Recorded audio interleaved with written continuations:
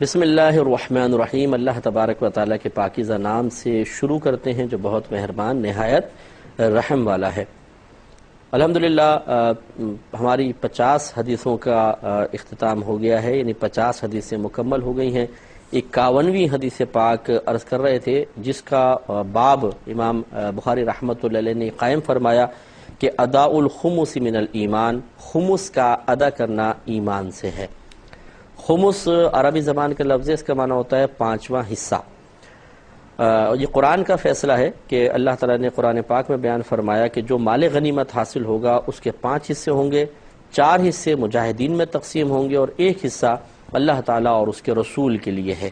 تو چونکہ 5واں حصہ اللہ تعالیٰ اس کے رسول کے لیے ہے اور 5ویں حصے کو خمس کہتے ہیں، اس لیے یہ کہتے ہیں کہ اداء الخمس من الایمان، خمس کا ادا کرنا ایمان سے ہے۔ اور یہ پرانی بحث سے آپ جانتے ہیں کہ امام بخاری رحمۃ اللہ علیہ اعمال کو ایمان کا ایک حصہ اور جز تصور کرتے ہیں، اس لیے کہتے ہیں کہ یہ جو عمل ہے خمس کا ادا کرنا، یہ اس کا تعلق بھی ایمان سے ہے۔ اور احناف کے نزدیک ہم آپ کو بتا چکے ہیں کہ ایمان تصدیق بالقلب کا نام ہے، یعنی نبی کریم صلی اللہ علیہ وسلم جو کچھ اللہ تعالیٰ کی طرف سے لے کر آئے اسے حق اور سچ سمجھنا، اس کے حق اور سچ ہونے کا یقین رکھنا، یہ ایمان ہے۔ اور یہ یقین ایک دل کی کیفیت کا نام ہے، تو یعنی جانب مخالف بالکل ختم ہو جائے۔ جانب مخالف، ہر چیز کے اندر یس یا نو کا عنصر ہوتا ہے، اگر آپ یس پر جم گئے، نو بالکل ختم ہو گیا، یہ یقین ہے، یا نو پر آ گئے، یس ختم ہو گیا، تو یہ یقین ہے۔ تو ہمیں اس بات کا یقین ہے کہ نبی کریم صلی اللہ علیہ وسلم جو کچھ لے کر آئے وہ بالکل حق اور سچ ہے، یہ ایمان ہے۔ تو ہم صرف تصدیق بالقلب یعنی دل کی کیفیت کا نام ایمان رکھتے ہیں، اور ہم کہتے ہیں کہ اعمال کا ایمان سے بظاہر کوئی تعلق نہیں ہے۔ ہاں یہ ضرور ہے کہ کوئی اچھے عمل کرتا ہے، اس سے ایمان میں تقویت حاصل ہوتی ہے، مضبوطی حاصل ہوتی ہے، نہ کہ مقدار گھٹتی بڑھتی ہے، تو یہ فرق ہمیشہ ملحوظ رہے۔ تو اس پر ایک حدیث پاک لے کر آئے ہیں امام بخاری رحمۃ اللہ علیہ۔ یہ حضرت ابو جمرہ رضی اللہ تعالی عنہ اس کے راوی ہیں۔ وہ کہتے ہیں کہ میں حضرت ابن عباس رضی اللہ تعالی عنہما کے ساتھ بیٹھتا تھا، وہ مجھے اپنے ساتھ اپنے تخت پر بٹھاتے تھے۔ انہوں نے مجھ سے کہا کہ تم میرے ساتھ ٹھہرو، قیام کرو، حتیٰ کہ میں اپنے مال سے کچھ حصہ تمہیں دوں۔ تو میں ان کے ساتھ 2 مہینے تک رہا۔ تو ایک مرتبہ حضرت ابن عباس رضی اللہ تعالی عنہ نے ایک حدیث بیان کی۔ انہوں نے کہا کہ جب عبد القیس کا وفد، یہ قبیلہ تھا عبد القیس کا وفد، نبی کریم صلی اللہ علیہ وسلم کے پاس آیا تو آپ نے ان سے پوچھا کہ یہ کون سی قوم ہے؟ راوی کہتے ہیں مجھے شک ہے یا یہ فرمایا تھا کہ یہ کون سا وفد ہے؟ انہوں نے کہا کہ ربیعہ۔ ہم عبد القیس قبیلہ تھا، ربیعہ اس کا ایک شاخ تھی۔ آپ نے فرمایا اس قوم کو یا اس وفد کو خوش آمدید، مرحبا، تم لوگ شرمندہ ہوگے نہ نادم ہوگے۔ انہوں نے کہا یا رسول اللہ صلی اللہ علیہ وسلم، ہم آپ کے پاس صرف حرمت والے مہینوں میں ہی آ سکتے ہیں، کیونکہ ہمارے اور آپ کے درمیان کفار کا قبیلہ مدر ہے، تو آپ ہمیں کوئی فیصلہ کن حکم بتا دیں، کوئی پکا حکم بتائیں جس کی خبر ہم اپنے پیچھے والے لوگوں کو پھر دے دیں اور اس پر عمل کر کے جنت میں داخل ہو جائیں۔ نبی کریم صلی اللہ علیہ وسلم نے، ان لوگوں نے پھر آپ سے کچھ مشروبات جو وہ پیتے تھے، شرابیں وغیرہ بنا کے کچھ شربت بناتے تھے، اس کے بارے میں کویسچن کیا۔ انہوں نے آپ سے مشروبات کے برتنوں کے متعلق کویسچن کیا، تو نبی کریم صلی اللہ علیہ وسلم نے انہیں 4 کاموں کا حکم دیا اور 4 چیزوں سے منع فرمایا۔ آپ نے انہیں ایک اللہ پر ایمان لانے کا حکم دیا۔ آپ نے فرمایا کیا تم جانتے ہو کہ ایک اللہ تعالیٰ پر ایمان لانے کا کیا مطلب ہے؟ انہوں نے کہا کہ اللہ تعالیٰ اور اس کے رسول کریم صلی اللہ علیہ وسلم بہتر جانتے ہیں۔ آپ نے ارشاد فرمایا تم یہ گواہی دو کہ اللہ ایک ہے، اس کے سوا کوئی عبادت کا مستحق نہیں، اور محمد صلی اللہ علیہ وسلم اللہ کے رسول ہیں، اور نماز، اور آپ نے انہیں نماز قائم کرنے، زکوٰۃ دینے، رمضان کے روزے رکھنے اور مال غنیمت کے 5ویں حصے کو ادا کرنے کا حکم دیا، یہ خمس جو ہے، اور ان کو 4 قسم کے برتنوں میں پینے سے منع فرما دیا، ایک سبز رنگ کے گھڑے سے، دوسرا کھوکھلا کدو سے، کھوکھلی لکڑی سے، اور تارکول ملے ہوئے برتن سے، اور فرمایا کہ تم ان کو یاد کر لو اور اپنے پیچھے چھوڑے ہوئے لوگوں کو اس کی خبر دے دو۔ یہ ایک لفظی ترجمہ تھا جو میں نے آپ کی خدمت میں عرض کیا ہے۔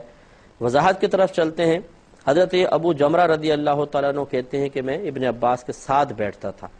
یہ اصل میں مختلف عجمی زبانیں جانتے تھے۔ ابو جمرہ رضی اللہ تعالیٰ عنہ ایک ٹرانسلیٹر تھے، یہ ٹرانسلیشن کرتے تھے۔ حضرت ابن عباس رضی اللہ تعالیٰ عنہ کے پاس جب عجمی وفد آتے تھے کوئی لوگ باہر سے، تو یہ پھر ان کو ابو جمرہ سے فرماتے تھے کہ تم ان کی بات سنو اور عربک میں ٹرانسلیٹ کر کے مجھے بتاؤ۔ پھر آپ عربک میں کلام فرماتے اور ابو جمرہ ٹرانسلیشن کر کے پھر ان لوگوں کو بتاتے تھے۔ اور اس میں یہ توجہ طلب بات ہے، آپ نے فرمایا کہ تم میرے ساتھ قیام کرو حتیٰ کہ میں اپنے مال سے کچھ حصہ تمہیں دوں۔ اس پر فقہاء اسلام نے اس کی شرح کرتے ہوئے بیان فرمایا کہ اس کا مطلب یہ ہوا کہ دینی معاملات میں معاونت کی باقاعدہ اجرت لینا شرعاً بالکل جائز ہے، کیونکہ یقینی سی بات ہے کہ حضرت ابن عباس رضی اللہ تعالیٰ عنہ کوئی دنیاوی باتیں تو کرتے نہیں تھے، دینی معاملات منتقل کرتے تھے اجمی لوگوں میں۔ اس کی ٹرانسلیشن کے آپ نے باقاعدہ ان کو آفر کی کہ تم میرے ساتھ قیام کرو، میں تمہیں پیسے دوں گا، مال دوں گا، گویا کہ تمہاری جو محنت ہے میں اس کی اجرت، ایک سیلری تمہیں دوں گا، اور وہ آپ کے ساتھ رہے۔ تو اس لیے معلوم یہ ہوا کہ دینی معاملات کی اجرت لینے میں شرعاً کوئی حرج نہیں ہے۔ ہاں یہ ہے کہ یہ علماء متقدمین نے عبادات کے اوپر پیسہ لینا یہ منع کیا تھا، لیکن علماء متاخرین نے ضرورت زمانہ کے اعتبار سے، ضروریات دین کے اعتبار سے، کہ اگر ہم سیلری کو، اجرت لینے کو منع کر دیں گے تو بہت سارے معاملات ایسے ہیں کہ جو پھر حل ہی نہیں ہوں گے، اور دین کے معاملات، دین کے کاموں کے اندر رکاوٹ پیدا ہو جائے گی۔ مثال کے طور پہ اگر امام کو بغیر تنخواہ کے رکھا جائے تو یقینی سی بات ہے کہ وہ پھر ذریعہ معاش کی تلاش میں جائیں گے۔ اب یہاں نمازی موجود ہوں گے، پتہ چلیں گے حضرت صاحب جو ہیں وہ تو بازار میں کوئی کاروبار کر رہے ہیں، تو پھر نمازیں کیسے ہوں گی؟ اسی طرح اگر مؤذن کو تنخواہ نہ دی جائے تو وہ اپنے بیچارہ کام کر رہا ہے، اذان دینے نہیں پہنچ سکا تو مسجد میں اذان ہی نہیں ہوگی۔ اسی طرح قرآن پاک کی تعلیم، اگر یہ اس میں قاری حضرات کو، جو حفاظ ہیں، ان کو پیسے نہ دیے جائیں تو پھر لازم بات ہے کہ اپنے ذریعہ معاش کی تلاش میں وہ بیچارے اس طرف نہیں آ سکیں گے، تو قرآن پاک پڑھانے کا، ناظرہ کا اور حفظ کا معاملہ خطرے میں پڑ جائے گا۔ اسی طریقے سے جو دینی استاد ہوتے ہیں، کہ جو باقاعدہ ٹیچرز ہیں، پڑھا رہے ہیں، ان کی تنخواہوں کا معاملہ ہے، اگر ان کو تنخواہ نہ دی جائے تو پھر وہ دین کیسے پڑھائیں گے؟ وہ اپنے ذریعہ معاش میں مصروف ہوں گے۔ اور یہ یاد رکھیے کہ یہ مطلب بہرحال اس میں اختلافی مسئلہ ہے، فقہی مسئلہ ہے کہ اگر ایک امام تنخواہ لیتا ہے، نماز پڑھانے کی اجرت لیتا ہے، تو کیا اس کو ثواب ملے گا نہیں ملے گا؟ بعض نے کہا نہیں ملے گا، لیکن صحیح مسئلہ یہ ہے کہ اگر وہ نمازیں اللہ تعالیٰ کی رضا کے لیے پڑھا رہا ہے اور اس کا قصد و ارادہ تنخواہ لینے سے فقط یہ ہے کہ میں چونکہ یہاں پہ پابند ہو گیا ہوں، میں اگر اس وقت کے میں اس کا پیسے نہیں لیتا تو پھر مجھے باہر جا کے کام کرنا پڑے گا، اور ابھی میں پابند ہو گیا ہوں تو کام نہیں کر سکتا ہوں، تو اس لیے میں پیسے لے رہا ہوں، نمازوں کے کو بیچنا اس کا مقصود نہ ہو تو انشاءاللہ اس کو ثواب بھی ملے گا۔ تو یہ صحیح مسئلہ یہی ہے۔ جیسے اب یہ ابو جمرہ رضی اللہ تعالیٰ عنہ کو آفر کی کہ آپ میرے پاس رہیں، ٹرانسلیشن کریں اور میں آپ کو پیسے دوں گا۔ اسی طرح حضرت ابو بکر صدیق رضی اللہ تعالیٰ عنہ جب امیر المومنین بنے تو آپ بازار میں نظر آئے۔ عمر فاروق رضی اللہ تعالیٰ عنہ نے پوچھا کہ یا امیر المومنین، آپ یہاں کیا کر رہے ہیں؟ تو آپ نے ارشاد فرمایا اگر میں کماؤں گا نہیں تو گھر کا نظام کیسے چلے گا؟ تو عمر فاروق رضی اللہ تعالیٰ عنہ نے عرض کی کہ حضور اگر آپ کاروبار کریں گے تو کار خلافت کیسے چلے گا؟ یعنی خلافت کے معاملات کیسے چلیں گے؟ پھر صحابہ کرام نے باہم مشاورت کر کے باقاعدہ حضرت ابو بکر صدیق رضی اللہ تعالیٰ عنہ کے لیے بیت المال سے ایک حصہ مقرر کر دیا تھا، آپ کو گھر میں پھر وہ دیا جاتا تھا راشن وغیرہ۔ تو یہ یقینی سی بات ہے کار خلافت، یعنی خلافت کے کام کے لیے ایک بدلہ مقرر کیا گیا تھا۔ اب اس میں حضرت ابو بکر صدیق رضی اللہ تعالیٰ عنہ کی یقیناً پاکیزہ نیت ہوگی کہ وہ خلافت جو کر رہے ہیں، جو امور خلافت ہیں، وہ اللہ کی رضا کی خاطر سر انجام دے رہے ہیں، اور چونکہ وہ پابند ہو گئے، کاروبار نہیں کر سکتے، تو پھر اس لیے اتنا اپنے حصہ اپنے لیے مقرر کر لیا کہ چلے میں اس گھر، تاکہ میرا گھر بار چلتا رہے۔ تو کیا ہم یہ کہیں گے کہ حضرت ابوبکر صدیق رضی اللہ تعالیٰ عنہ کو ثواب نہیں ملے گا؟ یقینی سی بات ہے کہ ملے گا۔ اسی طرح عمر فاروق رضی اللہ تعالیٰ عنہ کے جتنے بھی مجاہدین تھے وہ باقاعدہ تنخواہ لیتے تھے، سیلری پر تھے۔ بلکہ جب آپ امیر المومنین بنے تو آپ نے سب کی تنخواہیں ڈبل کر دی تھی، اور آپ نے ارشاد فرمایا تھا کہ کرپشن کو ختم کرنے کا بہترین طریقہ یہ ہے کہ تنخواہیں بڑھا دو۔ اور یہ کاش ہمارے سب جگہ یہ حکمرانوں کو بھی سمجھ میں آ جائے کہ جو ہماری کرپشن ہے، جو پولیس کا محکمہ بہت زیادہ بدنام کیا جاتا ہے، تو ان بیچاروں کی تنخواہیں تو دیکھیں کیسی ہیں۔ یہ کہ کانسٹیبل کے 3-3 4-4 5 بچے ہیں، اس دور کے اندر پھر پیٹرول مہنگا، بجلی مہنگی، پھر بچوں کو اچھے اسکولوں میں پڑھانے کا معاملہ۔ تو میں یہ نہیں کہہ رہا ہوں کہ معاذ اللہ ان کے لیے رشوت لینا یا کچھ اور جائز ہے، میں ایک بات سمجھا رہا ہوں کہ جب ان کی تنخواہیں اتنی کم رکھی جائیں گی تو یقینی سی بات ہے کہ برائی کا راستہ تو گویا کہ ہم ہی ان کو دکھا رہے ہیں۔ تو ان کی تنخواہیں اچھی ہونی چاہیے، پھر ڈیوٹی بھی ان سے اسی حساب سے لینی چاہیے، تو پھر یہ معاشرے میں نکھار پیدا ہوگا۔ حضرت عمر فاروق رضی اللہ تعالیٰ عنہ کا قائم کردہ یہ اصول اور بیان کردہ یہ اصول یورپ کنٹریز میں وہاں کی حکومتوں نے حاصل کر لیا ہے۔ وہ اپنے امپلائی کو اتنے زیادہ تنخواہ دیتے ہیں کہ وہ کسی اور طرف جانے کو سوچتے ہی نہیں ہے، کوئی برائی اس کے ذہن میں نہیں آتی ہے، وہ دیانتداری کے ساتھ کام کر کے اپنے ملک کی ترقی کے لیے کوششیں کر رہے ہیں۔ اس اصول کو ہمیں بھی سمجھنا چاہیے۔ خلاصہ کلام یہ ہے بہرحال ہمارے موضوع کے اعتبار سے کہ اگر کوئی اپنے وقت کا یعنی اپنے آپ کو پابند کسی دینی معاملے کے لیے کرتا ہے اور اس کے لیے باقاعدہ وہ اجرت لیتا ہے کیونکہ میں اتنے عرصے پابند رہوں گا، میں اپنا کوئی کام نہیں کر سکتا ہوں، تو یہ اس کے لیے بالکل شرعاً جائز ہے، لیکن اسے عبادت فقط اللہ تبارک و تعالیٰ کی رضا کی خاطر ہی کرنی چاہیے۔ وہ اپنی عبادت کے قصد و ارادے سے پیسہ نہ لے، بس اتنی اپنی نیت کی اصلاح کر لے، انشاءاللہ اس کو ثواب بھی حاصل ہوگا، جیسے کہ ابو جمرہ رضی اللہ تعالیٰ عنہ کو خود ابن عباس رضی اللہ تعالیٰ عنہ آفر کر رہے ہیں۔ اگر اس میں ثواب کا پہلو نہ ہوتا، اگر یہ ناجائز ہوتا، تو پھر آپ کیوں اس کو آفر کرتے، غلط چیز کی آفر کرتے؟ یا ابو جمرہ بھی فرماتے ہیں کہ مجھے کیا فائدہ ہوگا پیسے لے کے، مجھے ثواب تو ملے گا ہی نہیں۔ اس لیے اس قسم کے خیالات کو نظر انداز کرنا چاہیے، اور صحیح جو اصول ہے اور تعویل ہے وہ یہی ہے کہ اگر ایک انسان عمل اللہ تعالیٰ کی فقط رضا کے لیے ہی کر رہا ہے، لیکن اگر سیلری وغیرہ لے رہا ہے، پیسے لے رہا ہے اس وجہ سے کہ میں نے اپنے آپ کو اس معاملے کے لیے پابند کر دیا ہے، پابند رہنے کے پیسے لے رہا ہے یا وقت کے پیسے لے رہا ہے، تو بالکل شرعاً جائز ہے اور ثواب بھی ملے گا۔ تو یہ کہتے ہیں میں 2 مہینے تک آپ کے پاس رہا، تو ایک یہ جنہوں نے ابن عباس رضی اللہ تعالیٰ عنہ نے ایک حدیث بیان کی کہ عبد القیس ایک قبیلہ تھا، تو وہ لوگ جو تھے سرکار کی خدمت میں ایک وفد کی شکل میں آئے، اور انہوں نے بتایا کہ ہمارے درمیان ایک کفار کا قبیلہ مدر ہے، جب وہ درمیان میں جو حرمت والے مہینے ہوتے ہیں اس میں تو ہم نکل سکتے ہیں، اور اس کے علاوہ وہ درمیان میں آتے ہیں، ہمیں آنے نہیں دیتے یہاں پہ اور جنگ کرتے ہیں، تو اس لیے اب یہ حرمت والے مہینے ہیں تو ہم آپ کی خدمت میں حاضر ہوئے ہیں، ہمیں کوئی ایسی بات بتا دیں کہ ہم اس کو اپنے لوگوں تک بھی پہنچائیں، کیونکہ اگر یہ حرمت والے مہینے نکل جائیں گے پھر ہم نہیں آ سکتے، وہ درمیان میں قبیلہ ہوگا کفار کا۔ تو یہ حرمت والے مہینے 4 تھے کفار میں، رجب، پھر 3 لگاتار ذی قعدہ، ذوالحجہ اور محرم، یہ 3 لگاتار تھے، اور 1 رجب، یہ 4 مہینے حرمت والے مہینے کہلاتے تھے، اور اس میں کفار بھی جنگ بند کر دیا کرتے تھے، ان مہینوں کا ادب اور احترام کیا کرتے تھے۔ تو آپ غور کریں کہ وہ کافر ہونے کے باوجود بھی ان مہینوں کا احترام کرتے ہوئے غلط کام، ظلم، ستم چھوڑ دیا کرتے تھے۔ ایک ہم مسلمانوں کی حالت ہے کہ یہ 4 تو محترم مہینے ہیں ہی ہیں، لیکن رمضان ہمارے نزدیک ان سب سے زیادہ محترم ہے، لیکن اس میں آپ دیکھیں کہ شیطانیت کتنی زیادہ عروج پر ہوتی ہے، کہ شیطان ابلیس بند ہے، لیکن ہم اپنے نفس کے تابع ہو کر مہنگائی اپنے عروج پر اور لوٹ مار اپنے عروج پر، اور جو اس دفعہ ہمارے کراچی کے اندر رمضان کے اندر ہوا، اللہ تعالیٰ بس سب کو ہدایت عطا فرمائے کہ قتل و غارت کا ایک بازار گرم تھا، ذرا برابر اللہ کا خوف نہیں، کچھ آخرت کی گرفت کا احساس نہیں کہ وہاں جا کر ہمارے ساتھ کیا ہوگا، اللہ کی بارگاہ میں کھڑے ہو کر ان چیزوں کا حساب و کتاب کیسے دیں گے، کوئی پرواہ نہیں ہے۔ تو ہماری حالت یہ ہے،